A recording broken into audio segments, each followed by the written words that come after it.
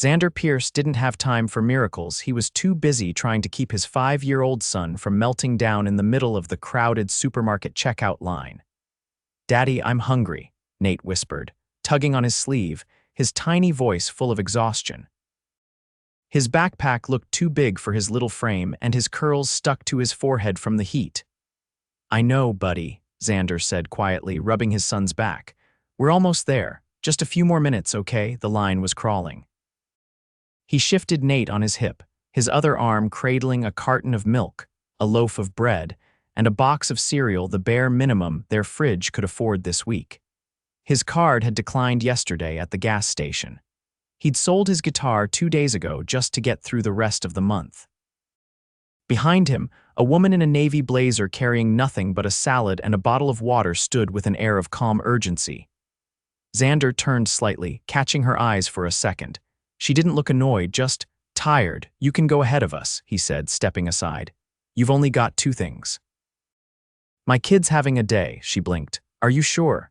"Yeah, we'll survive 1 more minute. You look like you've got somewhere to be." She hesitated, then gave him a soft smile. "Thank you, that's genuinely kind," he shrugged. "Not a problem."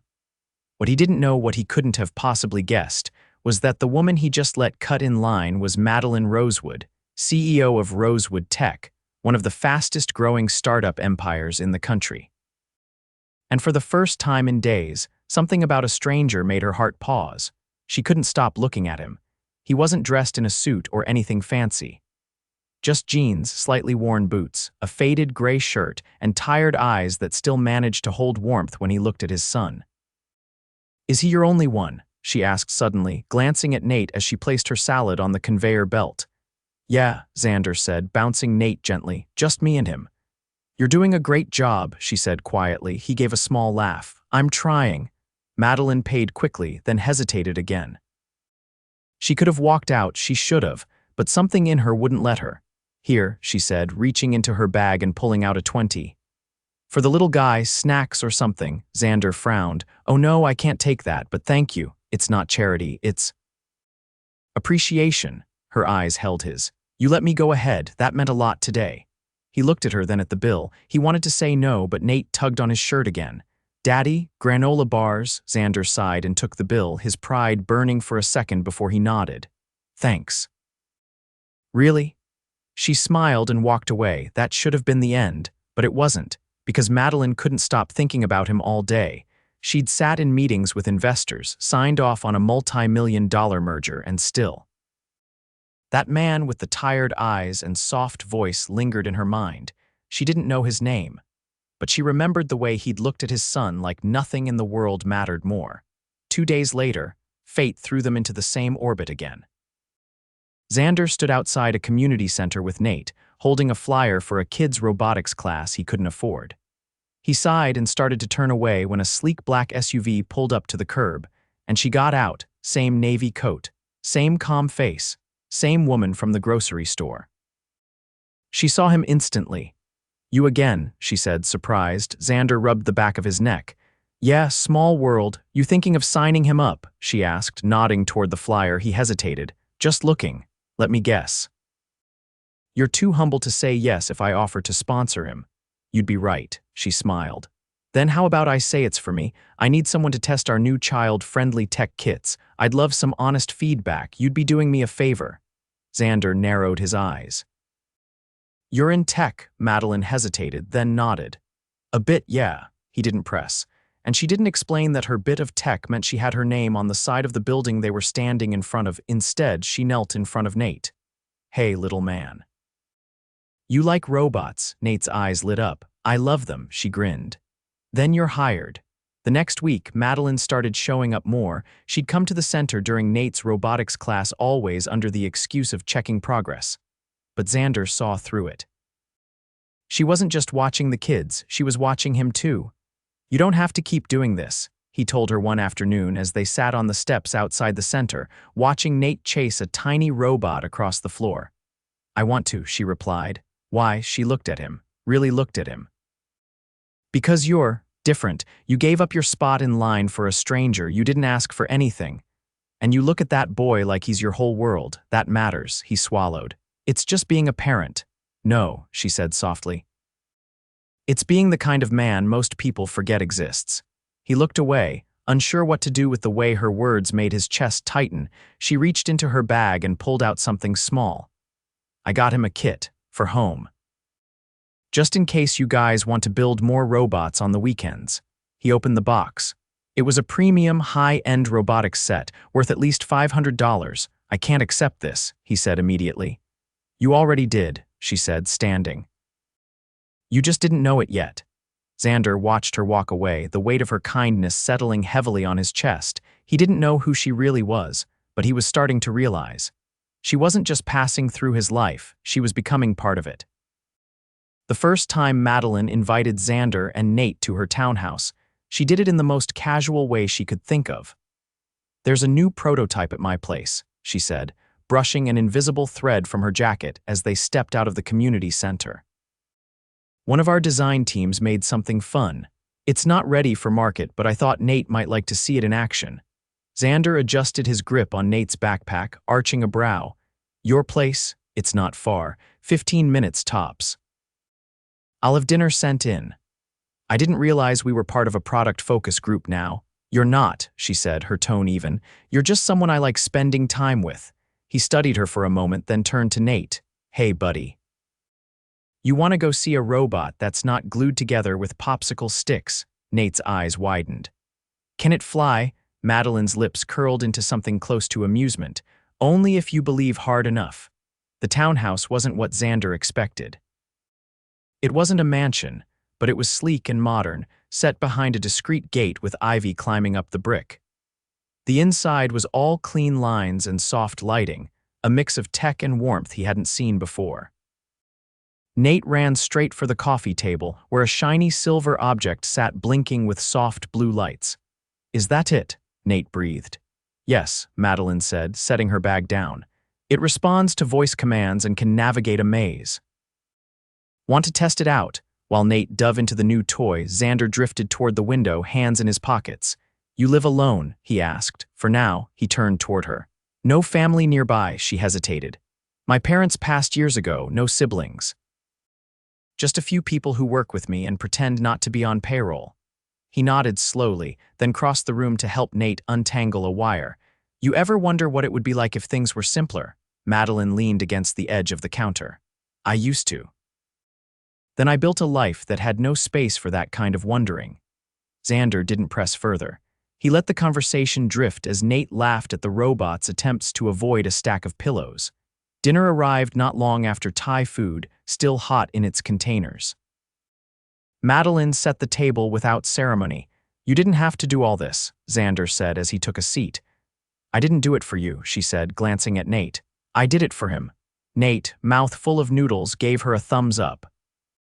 After dinner, Nate fell asleep curled against Xander on the couch, the robot blinking softly on the floor beside him. Madelyn returned from the kitchen with 2 mugs of tea and handed one over. Thanks, Xander said quietly. She sat beside him, close but not touching. He's got your eyes. I hear that a lot. How long's it been since it was just the two of you? Xander exhaled. Almost 4 years. Madelyn didn't ask what happened. He appreciated that. I was working nights, he said after a moment. Warehouse job. She was supposed to pick him up from daycare. Never showed. They found her car near the cliffs the next morning. Madelyn's fingers curled around the mug, but she said nothing. Everyone said she'd been overwhelmed. Postpartum stuff, maybe, I don't know. She left a note, but I never read it. You didn't want to? I figured if she didn't stay for him, nothing she wrote would make it better. He looked down at Nate. So I didn't. The silence stretched between them, heavy but not uncomfortable. Do you think about dating again? She asked. Sometimes, then I remember I barely have time to shave. Madelyn laughed, the sound soft. You're doing better than you think. He turned his head toward her. So what about you? Why no one in this very nice townhouse? She looked away. People usually want something from me, not all but most. The moment they learn what I do, they start calculating, trying to fit themselves into the picture. Xander tilted his head.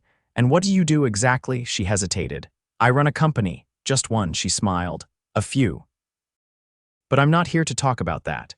Well, it's starting to feel like you're not exactly on the same planet as me. I don't need you to be on my planet, she said. I just need you to keep being honest.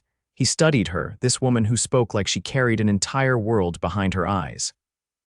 He didn't know what to make of her exactly, but he knew he trusted her without knowing why. Outside, the sky had turned dusky blue. He shifted Nate slightly and stood. I should get him home. I'll have the driver take you. We'll walk. He met her eyes. But thank you. For everything.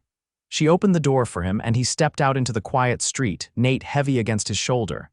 Xander, she said suddenly behind him. He turned. Don't disappear. He gave her a steady look. I wasn't planning on it. And then he walked into the night, not realizing she stood there for a long time after, watching the shape of him vanish down the sidewalk, like she just handed something over without fully understanding what it was. Are you sure this is okay? Xander asked, eyeing the massive glass doors in front of him. This place looks like I need a clearance badge just to breathe near it. Madelyn pressed a small button on the panel beside the entrance. It's just my office. Your office has a biometric scanner. She turned to him with a subtle grin. Security is important. He glanced down at Nate, who clutched his hand tightly, his backpack bouncing against his knees. You good, buddy? Nate's eyes were wide, soaking in the sheer size of the lobby beyond the glass. The security guard at the front desk gave a polite nod, clearly briefed on their arrival. Xander hadn't missed how Madelyn had arranged for someone to meet them at the curb and escort them up in a private elevator. It didn't feel like a casual visit, even though she'd described it that way when she'd called the night before. Why exactly are we here? He asked as the elevator doors closed behind them. You said something about a demo, but this feels a lot more official. Madelyn adjusted the cuff of her blazer, her expression unreadable. Because there's something I want you to see. It's part of a new initiative we're launching. Family-centered tech development. I think your input could be useful. My input? You're a single parent who actually uses the kind of tools we're designing. Most of our developers are brilliant, but none of them have to juggle making lunch with calming a meltdown over missing socks. Xander let out a quiet breath. So I'm a case study. No, she said, her voice softer now. You're someone I trust to tell me the truth. When the elevator opened, it revealed a floor unlike any Xander had ever seen. It was open and filled with light, with clean white walls and glass partitions that looked like they belonged in a sci-fi movie. At the far end, a spacious corner office overlooked the city skyline. She led them there, pausing just before the door. I don't usually bring people up here. Xander tilted his head. Why not? Because this is the part of my life I keep locked down. But I'm starting to think maybe I don't want to do that anymore. He didn't know what to say to that, so he followed her in. The room was immaculate. A sleek desk, a digital board mounted against the wall, and a large display table in the center where a series of small devices sat, each one marked with a tag. Nate went straight to the table, his eyes lighting up.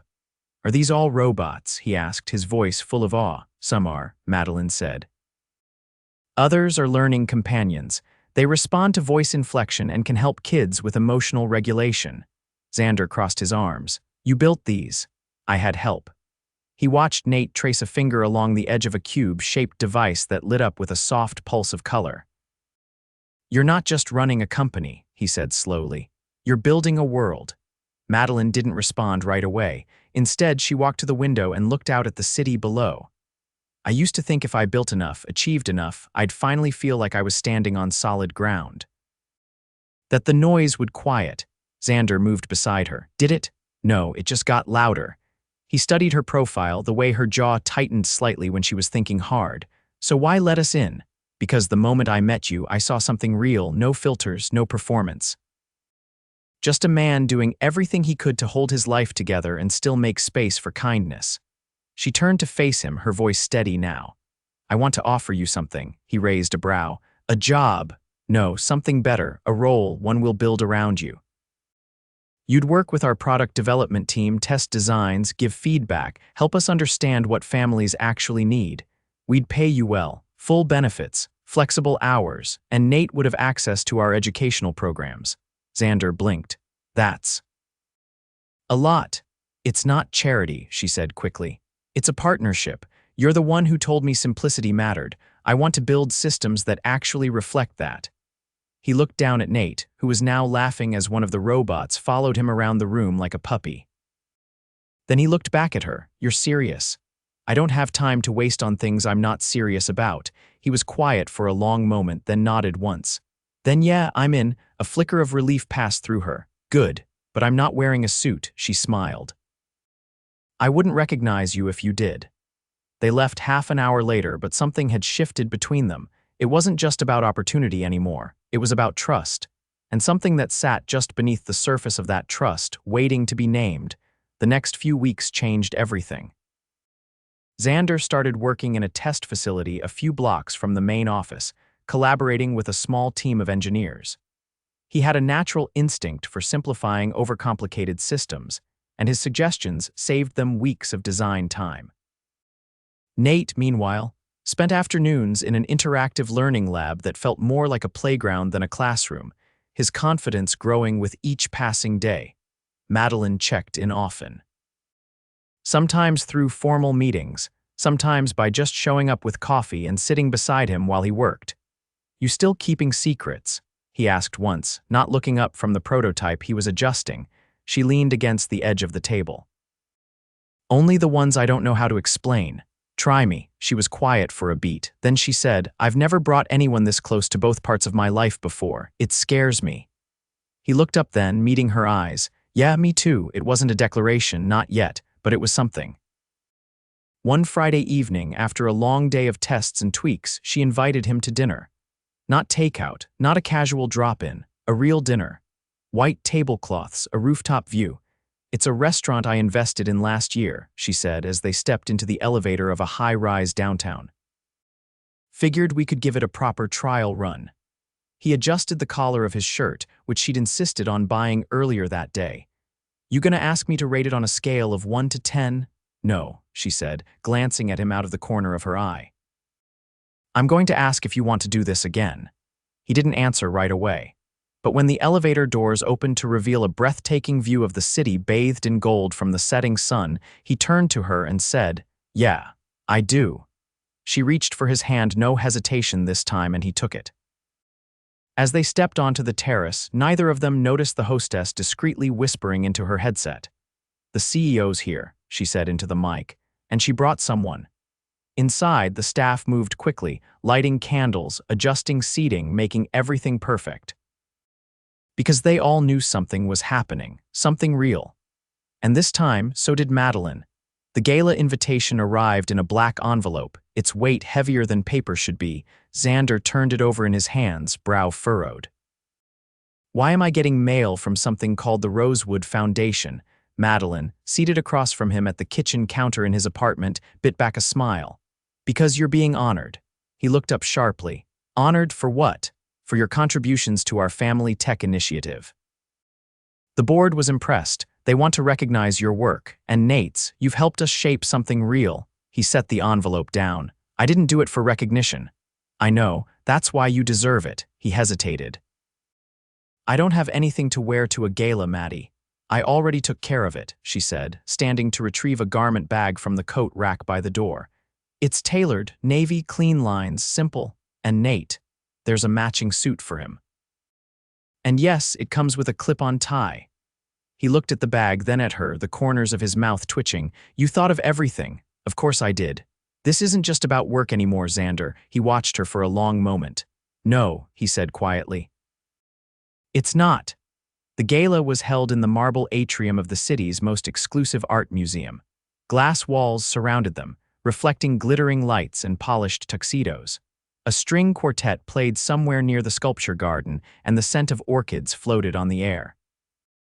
Xander adjusted Nate's collar as they stepped inside. "You okay, kiddo?" Nate looked around wide-eyed at the towering ceiling, the giant floral arrangements, the trays of sparkling cider. "Can I eat 2 desserts?" Xander laughed. "We'll talk after dinner." Madelyn appeared at the top of the staircase in a floor-length black gown that shimmered under the lights. Her hair was swept back, her earrings catching the glint of the chandelier above. She looked like a woman who owned the world. When she saw them, she descended slowly, her gaze locked on Xander. "You clean up well," she said, stopping in front of him. "You look." He stopped himself, searching for something better than every cliché that came to mind. You look like I should have worn a crown just to be allowed to stand near you.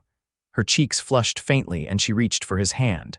Come on, everyone's waiting. They were seated at the head table, flanked by board members and executives who raised glasses and offered polite nods. Nate sat between them, kicking his feet under the table, delighted by the tiny gold-wrapped chocolates placed at each setting. As the evening progressed, speeches were made, toasts were given, and then the lights dimmed slightly as the host took the stage. This year, the man said, we're proud to honor someone who reminded us why we began this work in the first place, someone who brought purpose, clarity, and a kind of quiet brilliance we could never have engineered in a lab. Xander's name was called. He remained frozen for a second, stunned, until Madelyn's fingers brushed his. Go, she whispered. He stood slowly, made his way to the stage amid polite applause, and stared out at a sea of unfamiliar faces. I'm not used to this, he began, voice low. I'm used to backpacks and cereal spills and trying to make $4 stretch into dinner. A few people chuckled. But then I met someone who saw something in me I didn't even know was there. She gave me a chance, not because I asked for it, but because she believed in what I was already doing every day, trying to be enough for my kid. He looked toward the table where Madelyn sat, her hands folded in her lap, her eyes never leaving his. So thank you, he finished quietly, for letting me build something that matters. He returned to their table to a standing ovation, but the only praise he wanted was in Madelyn's eyes. Later, as the crowd thinned and the music softened into the background, he found her on the balcony overlooking the city. You didn't have to do all that, he said, stepping beside her. I wanted the world to see what I see. I don't fit in here, he said. Not really. She turned to him, her expression serious. You fit with me. That's what matters. He reached into his coat pocket and pulled out a small, square box, her brows lifted slightly. I didn't plan this, he said. I didn't even know if I'd make it work. But after tonight, after watching you fight for me in rooms I didn't have keys to, I couldn't leave without saying this. He opened the box. Inside sat a ring. Simple, elegant, a single diamond set in a thin gold band. Her breath caught. I'm not rich, I'm not powerful, but I love you, Madelyn. And I want to build a life with you. Not the kind you can pitch to a boardroom, the kind with cereal spills and late-night homework and Sunday mornings when nothing needs to be perfect. She didn't say anything. She stepped forward, tears in her eyes, and cupped his face in her hands. You have no idea how long I've been waiting to hear those words, she whispered. Is that a yes? She kissed him, slow, certain. Yes, from behind the glass doors, Nate pressed his face to the window and shouted, Did you just get married? They both laughed. Not yet, Xander called back. But we're working on it. 6 months later, they married in a quiet garden ceremony surrounded by the people they'd let into their world. Nate wore a tiny vest and carried the rings, proud and beaming. Xander looked at Madelyn as they said their vows, her eyes soft, her fingers steady in his. He had no money when they met, no power, no plan, just a little boy, a loaf of bread, and a kindness he hadn't thought twice about, but she had seen him, and she had fallen in love, not with the man he could be, but with the man he already was. Rain streaked the tall windows of their new home, a quiet rhythm tapping against the glass as Xander zipped Nate's backpack and handed him his raincoat. You've got your lunch, your art project, and your robot pieces. Anything I missed? Nate shook his head, already wiggling into his coat. Miss Harper said we're doing volcanoes today. I have to remember to yell lava. Xander laughed and kissed the top of his son's head. Just don't yell it in the hallway, okay? Madelyn stepped into the foyer, heels clicking softly on the dark wood floor, holding a thermos in one hand and her tablet in the other. Your driver's out front. I told him to take the scenic route. Nate likes the bridge. Xander shot her a look. You're spoiling him. She handed him the thermos. I like watching him get excited about things, and you're the one who taught him to shout maximum velocity every time they cross it. He took the thermos and leaned in, brushing his lips across hers. You're not wrong. Nate ran back for a final hug before heading out the door with his new nanny, a woman Madelyn had carefully vetted, someone who had a background in early childhood development and robotics. Once the front door clicked shut, Xander glanced at the stairwell. Did you see the email about the upcoming pitch day? Madelyn nodded as she walked into the living room, her eyes scanning the tablet. Yes, and I already told the board I want you on stage with me. You've been running the new parent integration model better than anyone. He tilted his head. You sure you want me up there? I still get nervous talking into microphones. I've seen you handle a room full of skeptical engineers and a kindergartner having a meltdown at the same time. You'll be fine. He followed her into the kitchen, where breakfast dishes from earlier were stacked neatly beside the sink. You're pushing me harder than anyone ever has. I'm not pushing, she said, setting the tablet down. I'm showing you the door. You're the one choosing to walk through it. He leaned on the counter, watching her. You ever think about what life would have looked like if we hadn't met? I try not to, she said. It makes everything before you feel too quiet. He reached out and took her hand. I don't think I said it enough that night at the gala. I didn't just ask you to marry me because I was in love with you. I asked because I knew I didn't want to go another day without being your family. She stepped around the counter and kissed him, slow and deliberate. Then I guess it's a good thing I said yes. A week later, they stood side by side on the stage of Rosewood Tech's annual pitch showcase, the crowd of investors and innovators buzzing with energy. The moment the lights dimmed and the spotlight found them, Xander's breath caught for a second, but Madelyn's hand slid into his, grounding him. He looked out across the room, then spoke.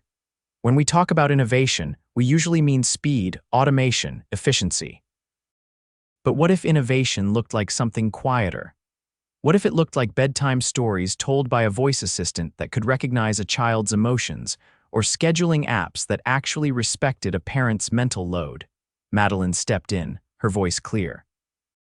We're not here to replace parents. We're here to restore them, to give them time, presence, and peace of mind. That's the future we're building. By the end of their presentation, the room erupted in applause, and not the polite kind. It was genuine, moved, excited. They'd done it. Not just impressed the room, but made them believe. After the showcase, Madelyn led Xander to the rooftop garden she'd had installed when the building was first constructed. I never brought anyone up here, she said quietly as they stepped into the night air. Not until you. He pulled her close, wrapping his arms around her waist. You bring out a side of me I didn't know I had. She tilted her head. Which side is that? The one that dreams big. The one that believes I deserve more than just surviving. She kissed him, her fingers curling into his jacket. You always deserved more. I just got lucky enough to be the one standing beside you when you realized it. Their wedding had been intimate, but the life they built afterward was anything but small. They co-led a new division at Rosewood Tech, focused entirely on holistic family support, hiring a team that included school counselors, behavioral specialists, and former single parents. Nate thrived, graduating from robotic puzzles to coding entire programs by the time he turned 6. He split his time between school and the company's innovation lab, where he'd become something of a mascot. 3 years into their marriage, they welcomed a baby girl. Her name was Alara, and she arrived with a full head of dark curls and lungs strong enough to wake the whole house. Xander would rock her in the nursery every evening, telling her stories about how he met her mother. Madelyn would stand in the doorway, arms crossed, smiling softly as she listened to him say, "She saved me without meaning to, just by showing up. Just by seeing me." On their 5th anniversary, Xander surprised her with a garden party in their backyard complete with string lights, a jazz trio, and all of her closest friends and colleagues. After the last toast, he pulled her into a slow dance under the stars. You know, he said as the music drifted around them, I used to think I was lucky just to get through the day. But now, I wake up every morning next to the most extraordinary woman I've ever known, and I get to build something better with her every single day. She rested her head against his shoulder. I used to think I had to do it all alone. But you make sharing the weight feel like a privilege. They danced long after the music stopped, their children sleeping upstairs, the garden lights flickering gently in the breeze. And in that moment, surrounded by everything they'd built, the laughter, the love, the second chances they knew, this was it. The real happily ever after. The kind that doesn't end in a fairy tale, but begins again every day with coffee and robots, and rain tapping gently against the windows of a home filled with love.